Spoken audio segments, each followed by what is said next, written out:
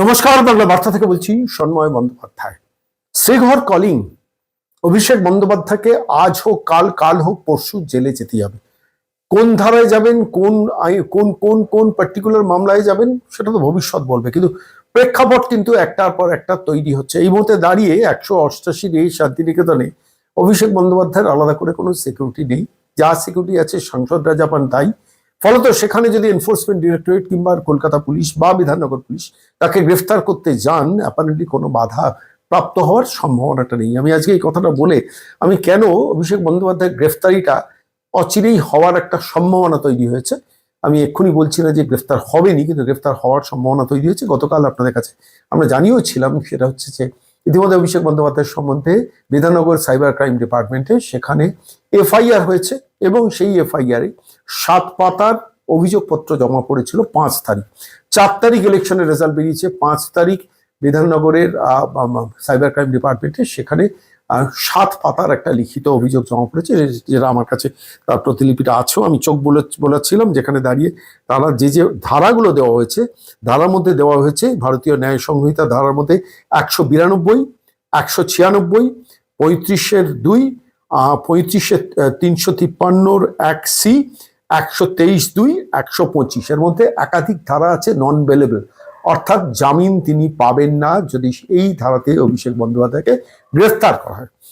এখন এ ধরনের লিখিতভাবে অভিযোগ যখন জমা পড়ে রাজনৈতিক নেতাদের সম্বন্ধে, সর্বোচ্চ পর্যায়ের নেতাদের সম্বন্ধে যখন অভিযোগ জমা পড়ে, প্রাইমারিলি অভিযোগ জমা পড়লেই কিন্তু এফআইআরটা হয় না, তার একটা ইনভেস্টিগেশন হয় এবং সেই ইনভেস্টিগেশনে যদি আপাত দৃষ্টিতে প্রমাণিত হয় যে প্রচুর অভিযোগ আছে, তাহলে তার ভিত্তিতে কিন্তু শেষ পর্যন্ত একটা এফআইআর রুজু করে নির্দিষ্ট থানা।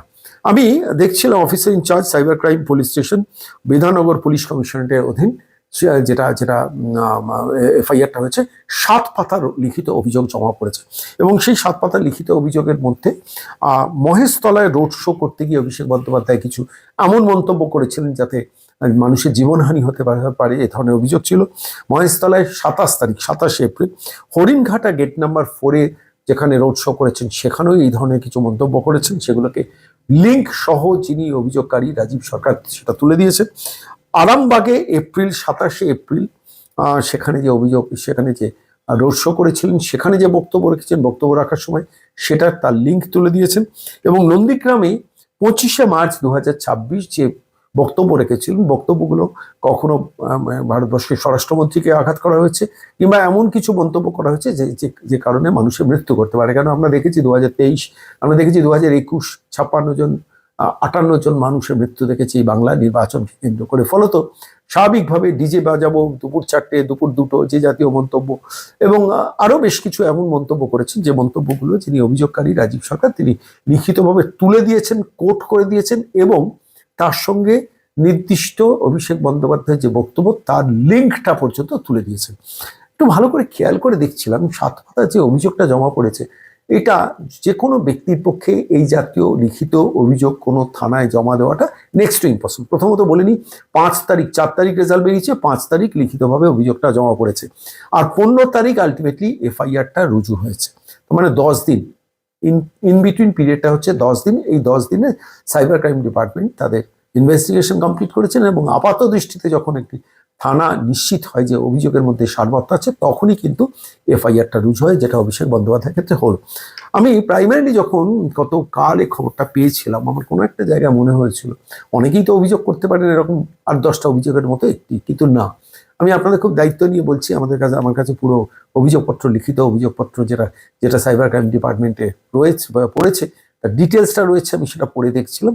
এটা কোনো পাকা মাথার, আমি বলছি এর মধ্যে ব্রেন প্ল্যান আছে যে অভিষেক বন্দ্যোপাধ্যায় এমন কিছু অফেন্স করেছেন যেখানে তার জেলে যাওয়াটা নিশ্চিত এক প্রকার হতে পারে এবং এটার পেছনে কোনো খুব বড় লেভেলের আইনজীবীর ড্রাফটিং আছে। এটা যে কোনো মানে জুনিয়র অ্যাডভোকেট বা কারোর পক্ষে এই ধরনের ড্রাফটিংটা সম্ভব নয়।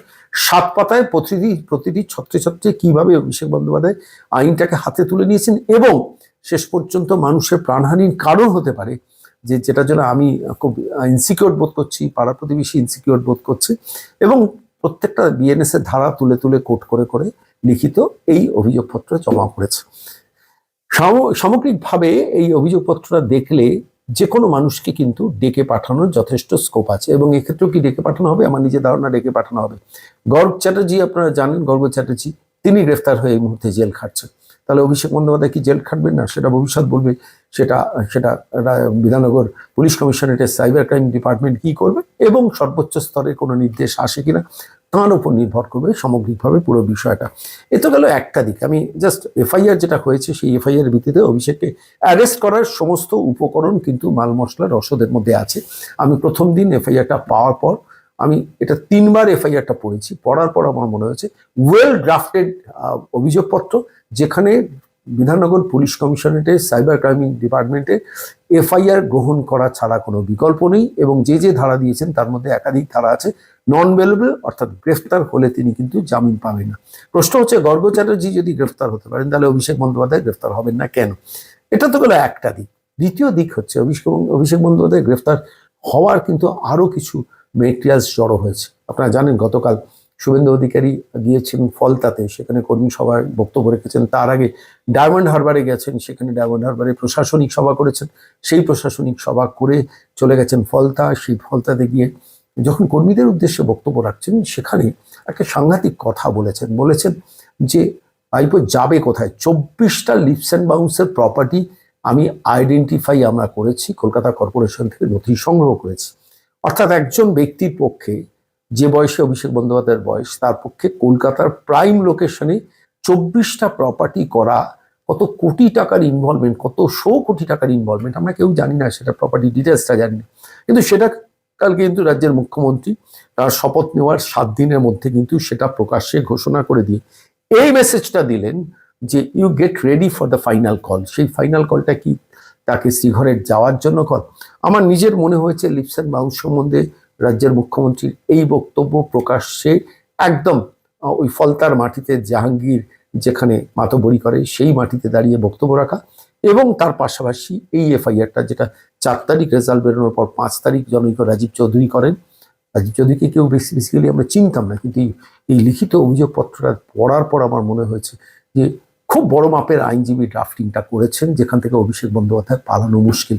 ফলত লিপস অ্যান্ড মাউসে ইডি ঢুকবে কিনা, শেষ পর্যন্ত গ্রেফতার হবে কিনা, কিংবা এই এফআইআর এর ভিত্তিতেই তাকে হয়তো পিক আপ করা হতে পারে, এবং এক ডাকি কি তিনি যাবেন, কিন্তু আবার সুপ্রিম কোর্ট হাইকোর্ট জামিনের চেষ্টা করবেন, জানি না, সেটা ভবিষ্যৎ বলবে। কিন্তু যাওয়ার কলিং বেলটা কিন্তু বেজে গেছে, বলছে আয় আয় আয় শ্রীঘরে আয় তুই, একটা ডাক কিন্তু অ্যাপারেন্টলি আমার মনে হচ্ছে এই এফআইআর এবং লিপস অ্যান্ড বাউন্স সংক্রান্ত যে প্রপার্টি সংক্রান্ত ডিটেলসটা রাজ্যের মুখ্যমন্ত্রী প্রকাশ্য সভায় দিয়েছেন, তার প্রেক্ষিতেই এটা বলছি। এই ঘটনাগুলো যখন বলছি তখন আরো খুব গুরুত্বপূর্ণ বেশ কয়েকটা ঘটনা ঘটেছে। আমার মনে হলো আজকের এই প্রতিবেদনে সেগুলোকে উল্লেখ করাটা খুব জরুরি। যে দেখুন, শিক্ষা, স্বাস্থ্য, প্রশাসন এবং পুলিশ, এইগুলো একটু খুব ভাইটাল একটা সরকার চালানোর ক্ষেত্রে।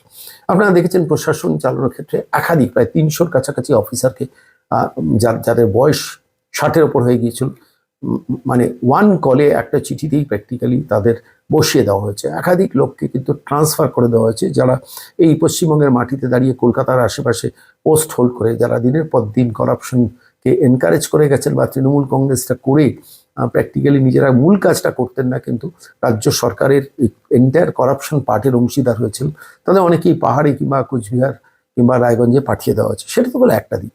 পুলিশ ওয়েলফেয়ার বোর্ড, সেটাকে ভেঙে দেওয়া হয়েছে। বিনীত গোয়েল, ইন্দিরা মুখোপাধ্যায়, অভিষেক গুপ্তা, তাদের সাসপেন্ড করা হয়েছে। একাধিক পুলিশ অফিসারকে ইতিমধ্যে সাসপেন্ড করা হয়েছে, সেগুলো আপনারা জানেন।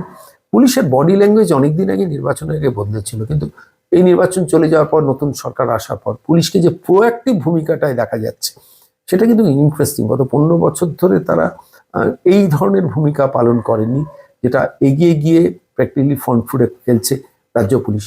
ফলত পুলিশ অ্যাডমিনিস্ট্রেশন, আইএস, WBCS একাধিক লোককে পোস্টিং দেওয়া হয়েছে, যেগুলোতে পুরো খোল বলছে বদলে গেছে অনেকটা অ্যাডমিনিস্ট্রেশনের। এটা গেল যখন একদিক, তেমনি শিক্ষাক্ষেত্রেও কি কি রিফর্মস আনা হচ্ছে 2-4 দিনের মধ্যেই হয়তো আমরা বুঝতে পারবো। সোমবার দিন প্রেস কনফারেন্স, সোমবার দিন ক্যাবিনেট মিটিং আছে, এবং সেই ক্যাবিনেট মিটিংয়ের পর চাকরি, কর্মসংস্থান, স্কুল, সেই সব বিষয়গুলো জানা যাবে। একাধিক শিক্ষা সংক্রান্ত দফতরে যারা আধিকারিক হয়ে বসেছিলেন, যেমন জ্যোতিপ্রিয় মল্লিকের কন্যা বালুর কন্যা যিনি প্রিয়দর্শিনী মল্লিক, স্কুল সার্ভিস কমিশনে বোধ হয় সেক্রেটারি পোস্টে বসছিল। She was asked to go, তাকে বলা হয়েছিল রিজাইন করতে, করেনি, শি ওয়াজ আস্কড টু গো।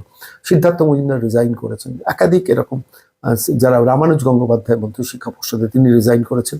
শিক্ষা দপ্তরটাকেও পুরো খোল নলচে বদলানো হচ্ছে, যাদের যাদের বিরুদ্ধে যা যা করাপশনের চার্জ আছে। নতুন মন্ত্রিসভার শিক্ষামন্ত্রী দায়িত্ব নিলেই আমার নিজের ধারণা পুরো বিষয়টা সামগ্রিকভাবে একটা রূপ নেবে। স্বপন দাশগুপ্ত বিকাশ ভবনে গিয়েছেন, সেই রিপোর্টটাও আমাদের কাছে এসছে। মন্ত্রিসভা হয়তো অচিরেই গঠিত হবে, মানে আমি বলছি বাকি মন্ত্রীরা শপথ নেবেন হয়তো অচিরেই। এই ঘটনার পাশাপাশি আমার কাছে মনে হচ্ছে রিমার্কেবল অনেক কিছু ঘটেছে 7 দিন 8 দিনের মধ্যে। নবনির্বাচিত মুখ্যমন্ত্রী যা যা স্টেপ ফেলেছেন সেটা সত্যি কথা বলতে ঐতিহাসিক স্টেপ। সীমান্ত সমস্যা মেটানোর জন্য নন্দিনী চক্রবর্তীকে ডিপ্লয় করা হয়েছে। 45 দিনের মধ্যে সমস্ত জমি হ্যান্ডওভার শুরু করাবে। ঝড়ের গতিতে সেই কাজ সীমান্ত অঞ্চলগুলোতে এই মুহূর্তে যখন এই প্রতিবেদন পেশ করছি তখন হচ্ছে। আরও একাধিক সিদ্ধান্ত নেওয়া হয়েছে, সেগুলো নিয়ে আমি আলোচনায় যাচ্ছি না, কিন্তু আমার কাছে মনে হয়েছে গত পরশু দিন পিজি হসপিটালের একাডেমিক বিল্ডিংয়ের 8th ফ্লোরে রাজ্যের মুখ্যমন্ত্রী ইন্দ্রনীল খান ডক্টর শারদত্ত মুখার্জিকে নিয়ে যে মিটিংটা করলেন, সেই মিটিংটা কিন্তু একটা সুদূরপ্রসারী এফেক্ট আছে। সেখানে দেখছিলাম নারায়ণ স্বরূপ নিগমই কিন্তু স্বাস্থ্য দপ্তরের সচিব হিসেবে কাজ করছেন। অনেকে সমালোচনা করেছেন যে নারায়ণ স্বরূপ নিগম অভয়া হত্যাকাণ্ডের সময় ছিলেন, যার সম্বন্ধে এত অভিযোগ, সেই মানুষটাকে কেন সরানো হলো না। আমার নিজস্ব একটা অবজারভেশন আছে, সেটা হচ্ছে এইসব অফিসারদের দিয়ে মমতা বন্দ্যোপাধ্যায় অনেক খারাপ কাজ করিয়েছেন, কিন্তু এদের এফিসিয়েন্সি লেভেলটাকে যদি কোনো সরকার কাজে লাগায়, হয়তো সেই দৃষ্টিভঙ্গি থেকেই নারায়ণ স্বরূপ নিগমকে নতুন সরকার কাজে লাগানোর প্ল্যান করেছে। দেখছিলাম যে পিজি হসপিটালে যখন গিয়েছিলেন এবং 41টি একাধিক হসপিটালের হেডদের ডাকা হয়েছিল, সেখানে অনেক কিছু মেসেজ দেওয়া হয়েছে, সেগুলো নিয়ে আমি ডিটেলে আলোচনায় যাচ্ছি না। কিন্তু আজকে যখন এই প্রতিবেদন পেশ করছি তার আগের দিন খুব দ্রুত কতগুলো ঘটনা ঘটেছে আমি দেখছিলাম, যেখানে পরিষ্কার সেগুলো ঘোষণাও হয়েছে যে হাসপাতালের মধ্যে কোনো প্রাইভেট ব্যবসা চলবে না। প্রত্যেক হসপিটাল কর্মীকে উইদিন দিস মান্থ প্রত্যেকে কালার্ড ফটোগ্রাফ সহ তাদের আইডেন্টি কার্ড নির্দিষ্ট রঙের ফিতেতে গলায় ব্যাচ পরে থাকতে হবে। নির্দিষ্ট টাইমে ডাক্তার স্বাস্থ্যকর্মীরা ঢুকবেন এবং ঠিক পাশাপাশি কোনো রকম দালালরা চলবে না। সমস্ত অ্যাম্বুলেন্সগুলো একটা সিস্টেমের মধ্যে আনতে হবে, যা ইচ্ছে তাই করার প্রবণতাটা বন্ধ করতে হবে, বিভিন্ন রেফার করার পুরো ব্যাপারটা বন্ধ করতে হবে এবং একাধিক নতুন বেড আরও তৈরি করার ব্যাপারে ইতিমধ্যে সিদ্ধান্ত নেওয়া হয়েছে। খুব দ্রুত সেটা রূপায়িত হবে। স্বাস্থ্য সচিব, অধ্যক্ষ, উপাধ্যক্ষদের ইতিমধ্যে নির্দেশ দিয়েছেন যে কোনো সময় যে কোনো হসপিটালে সাডেন ভিজিট হবেন, তৈরি থাকবেন, যাতে সব কিছু ঠিকঠাক থাকে সেটা দেখতে হবে। এই যে জার্কটা আমার খুব ইন্টারেস্টিং লেগেছে। আমি দেখছিলাম অগ্নিমিত্রা পল ন্যাশনাল মেডিকেল কলেজে বুধবার রাতেই পৌঁছে গেছে এবং একটা হসপিটাল ধরে পুরো এরিয়া সার্চিং করেছেন এবং করেই সেখানে যা মেসেজ দেওয়া দিয়ে এসছে। আমি দেখছিলাম কৌস্তব বাগচি তিনি বিএন বোস হসপিটালে যাচ্ছেন, বারাসাতের বিধায়ক তিনি বারাসাত হসপিটালে যাচ্ছেন, রত্না দেবনাথ তিনি ঘোলা পানির স্টেট জেনারেল হসপিটালে যাচ্ছেন। সব থেকে ইন্টারেস্টিং হচ্ছে নারায়ণ স্বরূপ নিগম, তিনি একসঙ্গে গতকাল অনেক রাতে national NRS Nilratan Sarkar hospital, RG Kar medical college hospital, Calcutta medical college hospital রাত্রিবেলা ভিজিট করছেন। দেখেছেন কোনোদিন নারায়ণ স্বরূপ নিগম তো দীর্ঘদিন ধরে স্বাস্থ্য সচিব ছিলেন মমতা বন্দ্যোপাধ্যায়ের আমলে, তিনি রাত্রিবেলা বেশ রাতে তিনি যাচ্ছেন বিভিন্ন হসপিটালগুলো ভিজিট করতে, কোথায় ল্যাবস আছে, কোথায় সমস্যা আছে, কোথায় গাফিলতি আছে, কোথায় কোথায় বিভিন্ন লোকজনের পাশ কাটানোর প্রবণতা আছে।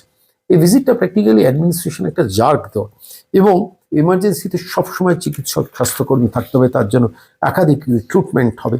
বিদ্যাসাগর স্টেট জেনারেল হসপিটালে দেখছিলাম ইন্দ্রনীল খান তিনি পৌঁছে গেছেন। তো সমস্ত বিধায়কদের নির্দেশ দেওয়া হয়েছে যারা নিয়ার বাই যে হসপিটাল আছে তার হসপিটালগুলোকে সাডেন ভিজিট করবেন এবং সেই সাডেন ভিজিটে যেগুলো অবজারভেশন আসবে দ্রুত নারায়ণ স্বরূপ নিগমের কাছে পৌঁছবেন।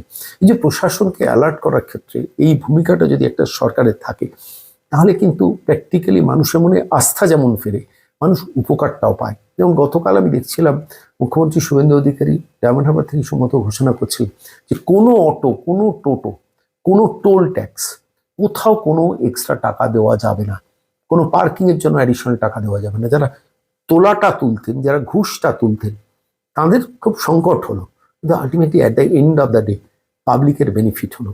সেটার জন্যই তো একটা সরকারকে মানুষ নির্বাচিত করে। গত 15 বছর ধরে সেটা আমরা ভুলতে বসেছিলাম। যে কোনো ক্ষেত্রে অ্যাডিশনাল টাকা পেমেন্ট করার যে প্রবণতা, সেটা কিন্তু 8 দিনের মধ্যে শুভেন্দু অধিকারী বুঝিয়ে দিয়েছেন যে it's time to say good bye, যে না আর এভাবে যা ইচ্ছে তাই করার রাজত্ব এটা চলবে না।